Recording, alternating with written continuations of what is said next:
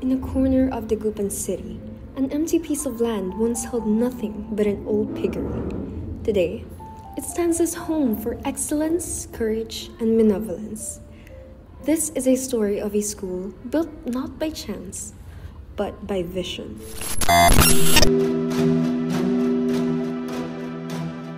Okay, so what's your name po, sir? Octi Lambino. And how old are you, sir? I'm 24. Where did you come from, sir? Dagupan City. And what school did you go to? No, I'm 55. Where did you go to school and college po, sir? Mr. Octi studied across 2 countries, University of the Philippines and Tohoku University in Japan. His education grounded in public administration and international studies would later guide the philosophy behind Kingfisher's standards. Could you share your current role at Kingfisher? Well, I'm the director for student affairs. So basically, we manage the recruitment of the students for the activities, and eventually we also monitor the alumni, Kingfisher Senior High School alumni and Kingfisher School of Business and Finance alumni. Sir, so since public ad, did you always see yourself working in the field of education, or did this path come unexpectedly? Basically, well, my parents were educators. My father used to teach accountancy, and they had he had a review center, the first review center for accountancy north of Manila. So from the very start, the idea of putting up school was there, but of course the other resources that was needed to put up a school was not yet there when we started. Before we started.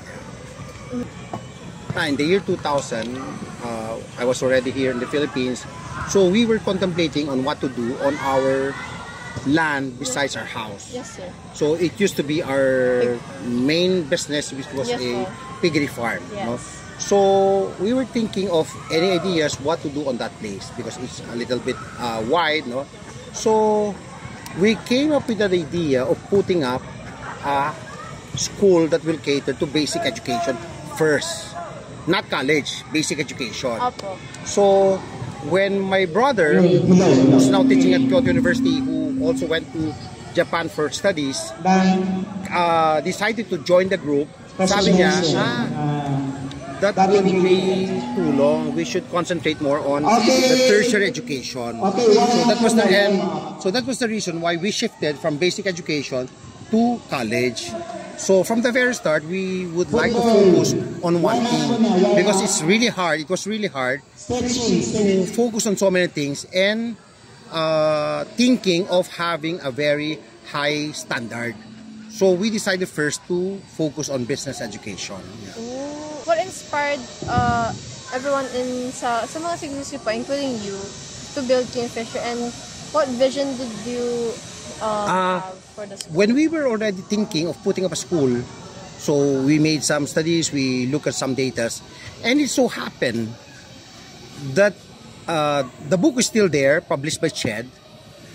For the year 2004, when we started, the lowest performing school for accountancy in the entire Philippines were from Dagupan, University of Pangasinan, and University of Luzon. So we were really surprised, not surprised, we were shocked.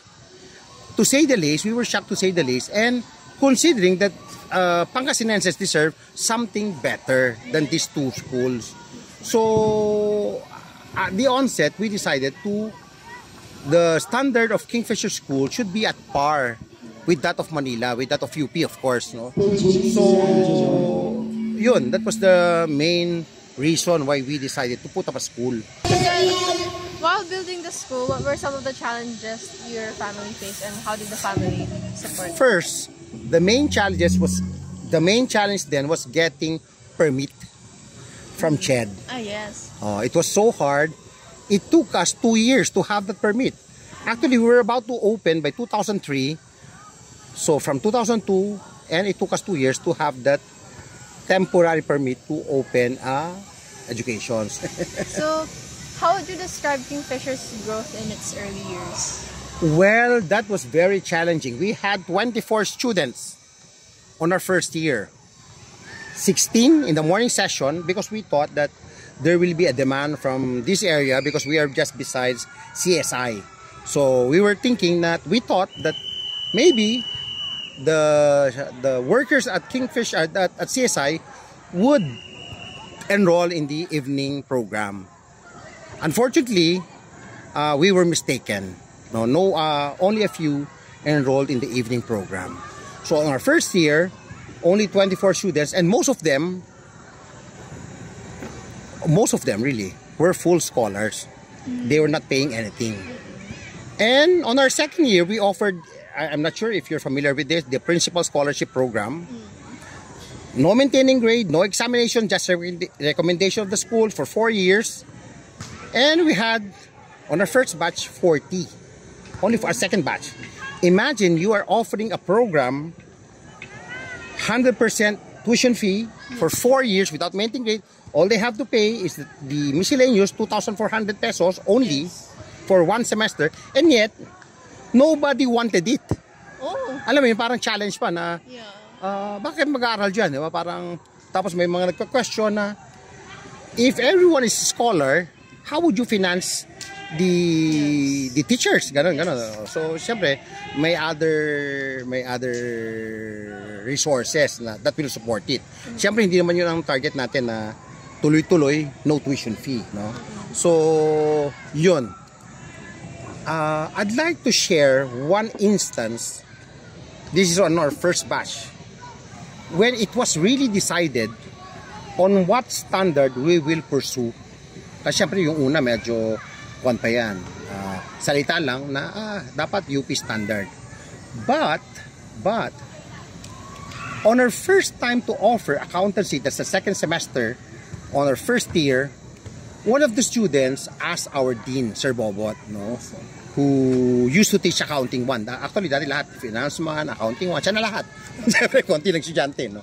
So, sir, no, I still vividly recall, paano pag walang pumasa sa accounting 1? So, next year, wala ka ng estudyante. Oh. So, it is a threat, no? Parang latent threat na alis kami kung walang papasa. Kung di mo kami papasa, in a way. So sabi ni Sir Bobot, well, kung walang papasa, ganun talaga, wala talagang aabante. O, diba? So, syempre, malakas din ang loob ni Sir Bobot kasi may other income na nagsusupport. So, yun, naset na dun na may standard tayo that we have to follow. Regardless kung magta-transfer o hindi, we will pursue that. Kaya ngayon, kahit sa senior high, alam nyo naman yan, na mahirap, ganun yung standard, pero magta-transfer, ganun talaga, wala tayong magagawa eh.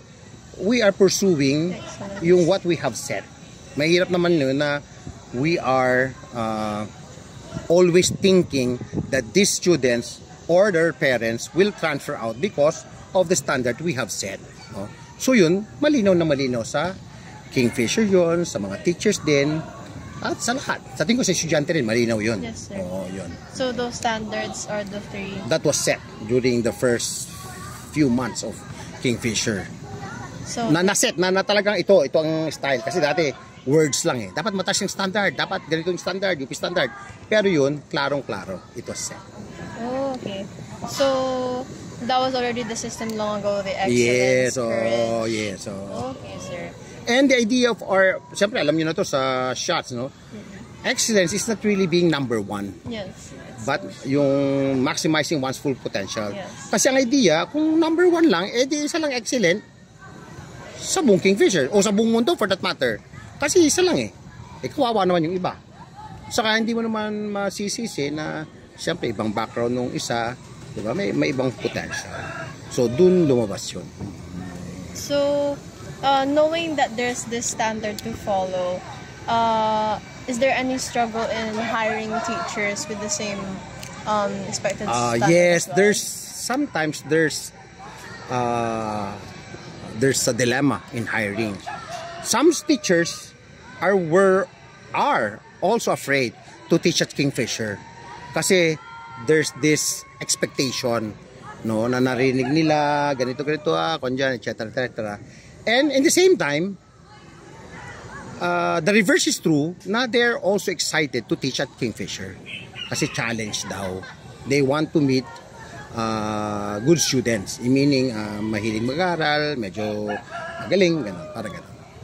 So, knowing the standards here, how do you handle the parents who would complain with holidays? It's very hard. Yes, sir. I just use the face value that I have in dealing with them. No. Well, of course, we have an active cooperation with the parents, no? And sometimes, if you have already attended some meetings, yun, syempre, dapat may personal connect ka with parents. Yes, sir. Pero it's easier now because alam na nila na itong standard, they will follow this and this will happen. May do this, there's already an established cause and effect. No, dati kasi hindi rin nila ma-imagine No, di ba? Bakit kami susunod diyan? Ngayon, susunod kami diyan kasi sinundan namin yan, itong mangyayari sa amin. O, di ba? Okay. Okay. Now, going back, sir. Kasi maganda yung background natin. Sports Fest. Ito, alam mo, Marga, no? Yung team ni Sir Nelbert, nanalo na naman today. For the cheer dance? For the 4th time straight. Wow. Pero, this is very related to Kingfisher. Siyempre, yung mga students niya, madali silang sumunod. Kasi pag susunod sila, alam nila magcha-champion sila Alam mo yun? Yung parang that idea, yes, parang ganun din sa Kingfisher ngayon. Susundin namin yan, pero alam na namin ang susunod. Kaso nga lang, always, especially for senior high school, di ba? Siyempre, doon na lang kami, parang, especially coming from other culture, school culture, coming from other grading system, hindi na ako magme-mention, tapat ng City High yun, na mataas talaga kakat mo yun, syempre. Na mataas talagang grading system nila. O, diba? Tapos darating sila dyan, grabe naman, di pa ako nakakakuha ng below 90. Tapos ang grade niya, 75. Tapos sinabol pa yun. 73 talaga dapat. O, syempre, mabibigla sila. Ililipat namin, babalik kami. O, gano'n. Yun. Alam niyo, very, kanyan. Especially to your batch. Diba? Ang daming lumipat, o, diba? O, parang gano'n. So, going back sir, sa foundation ng Kingfisher. Yes. What time did you take a position handling the responsibility of taking care of the school, sir? Was there ever At the onset. already? Pero syempre nung umpisa, we had 24 So I was there, Mama Marites was there, and my brother who's in Kyoto right now was also there. So apat kami, 24 lang sila, pero you could just imagine the ratio. 1:6. So ilang taon na po kayo nung nag-teach na po kayo doon? Nag-teach ever kayo? On the first sem, hindi pa ako nagturo. So pero sumasama na ako sa yung we campaign in different schools, parang gano'n. At ngayon, biro mo 21 years hence yung pa nang ginagawa ko. Yes, sir. Tanda ko na. Yes. So, Sorry. Looking back, what do you think of Kingfisher now that it has grown to what it is today? I'm satisfied with what's happening with Kingfisher School, and in the same time, I'd like that the name of the school will spread to other areas, and the parents would appreciate more what we are doing here at the Kingfisher School. Sometimes they only think of, they have a very narrow mindset of things. Sometimes they compare us with what's happening just around the area. But that's not our purpose, no? Our background is not just from Dagupan. We are not just thinking of Pangasinan, to be number one in Pangasinan. We are preparing our students not even to be competitive nationwide, but to be competitive worldwide. So doon nang gagaling yung paradigm na sinet natin sa Kingfisher School, na siyempre ang kalaban naman natin hindi naman yung taga La Union o taga Cebu for that matter. Dapat nga magsama-sama tayo for national development, para may taas naman natin ng konti yung buhay sa Pilipinas at ng mga Pilipino. Parang ganun. What are your, do you have any hopes, or what are your hopes for Kingfisher's future generations, students, teachers, and the whole community? Hopefully, no, this is really my hope. Hopefully, that the dream of Kingfisher will also be put into heart by the students on how they live, on how they think, on how they view things, no? That eventually they will also support Kingfisher in its not expansion, but in its idea in sharing the beauty of what Kingfisher is right now. So naiintindihan mo ba yun? Yes, sir. Hindi nyo man naiintindihan masyado yun, pero soon, 2 to 3 years from now, hopefully that would materialize. And finally, what message would you like to share with everyone who continues to be part of the Kingfisher story? Well, be a better person.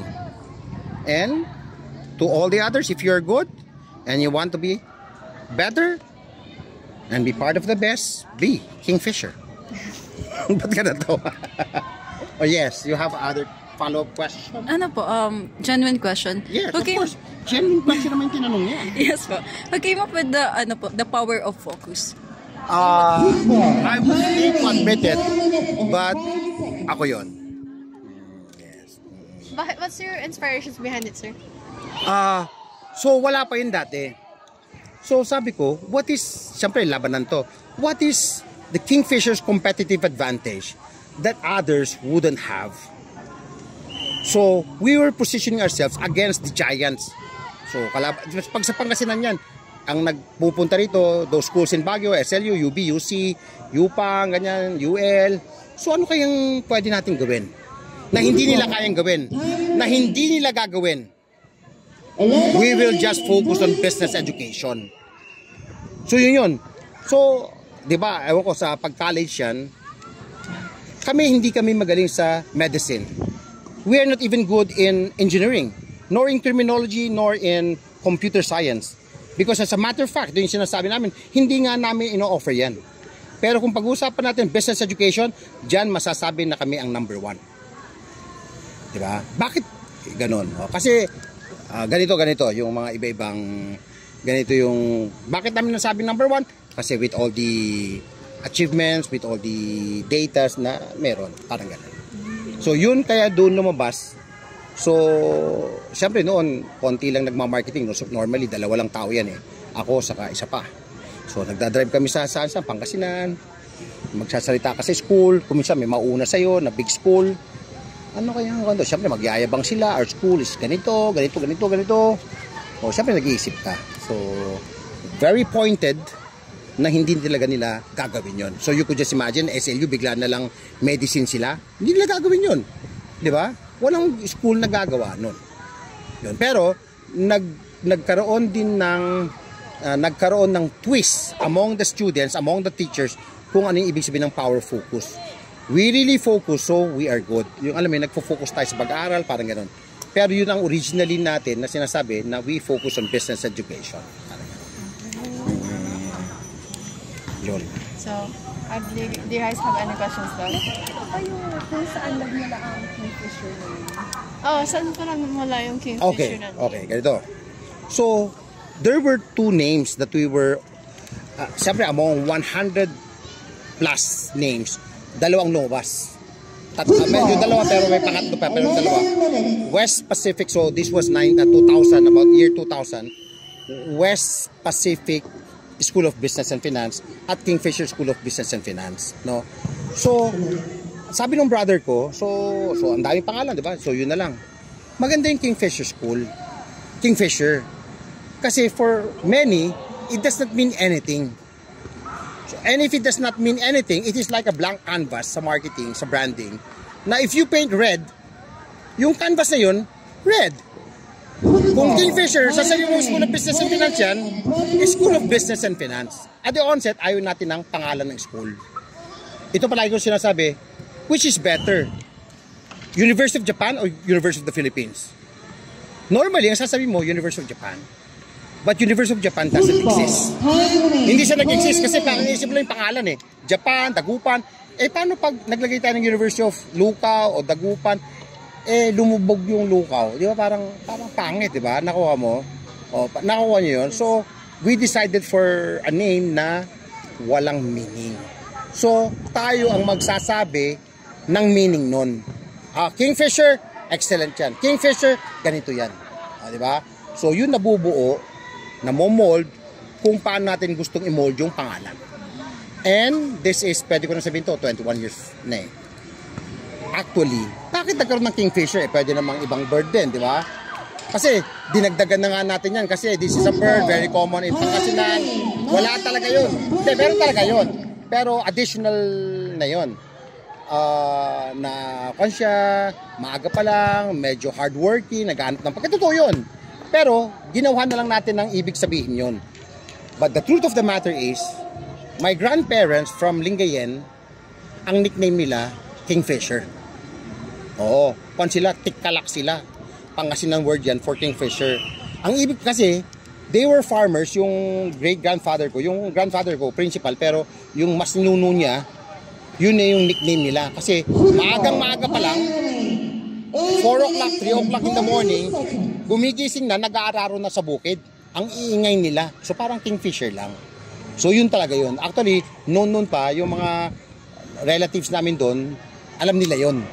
Pero ngayon, I am sharing it with you na yun din yung isang kwento. Bakit Kingfisher? Yun. Okay na? Okay, thank you very much. Sir, thank you so much.